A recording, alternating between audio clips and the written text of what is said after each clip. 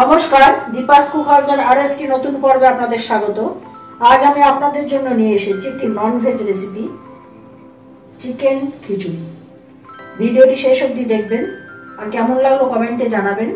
ভালো লাগলে একটি লাইক দেবেন আর এখনো যারা আমার চ্যানেলটি সাবস্ক্রাইব করেননি সাবস্ক্রাইব করতে ভুলবেন না। চিকেন খিচুড়ি করার জন্য আমি নিয়েছি 1 কাপ তুলাইপুঞ্জি চাল। এর বদলে আপনারা গোবিন্দভোগ চাল ব্যবহার করতে পারেন। আর নিয়েছি 1 কাপ মুসুরির ডাল, 1 কাপ মুগ ডাল, আর কিছু সবজি আর বেবি পটেটো কিছু ছাড়িয়ে রেখেছি।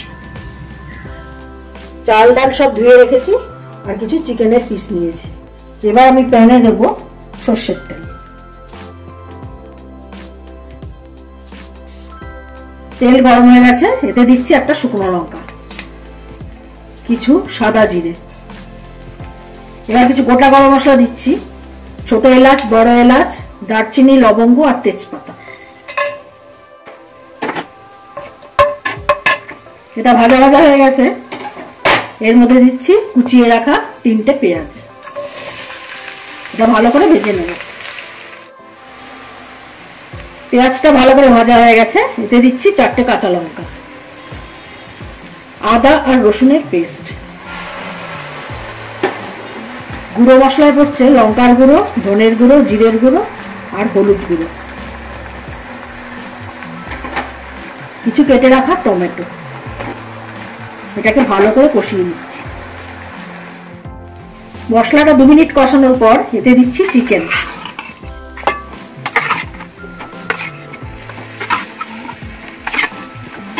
এবার এতে দেবো আন্দাজ মতো নুন। এবার এটাকে ভালো করে কষিয়ে নিতে হবে। 5 মিনিট মাংসটাকে কষিয়ে নেওয়ার পর এতে দেবো মুগ ডাল, মুসুরির ডাল, চাল, ভেজে রাখা বেবি পটেটো, গাজরের কিছু টুকরো, অল্প কিছু কড়াইশুঁটি।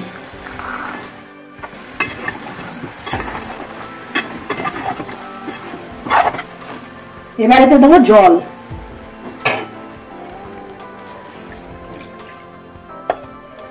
ঢাকা দিয়ে কিছুক্ষণ হতে দেব। 5 মিনিট ঢাকা দিয়ে সেদ্ধ হয়ে গেছে সব। এবার আমি দিচ্ছি 1 চামচ গরম মশলা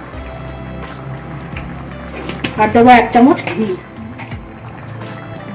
তৈরি হয়ে গেল সুস্বাদু চিকেন খিচুড়ি। ভিডিওটিতে শেষ অবধি আমার সাথে থাকার জন্য ধন্যবাদ। আপনারা ভালো থাকবেন, সুস্থ থাকবেন এবং দেখতে থাকবেন দীপাস কুক হাউস।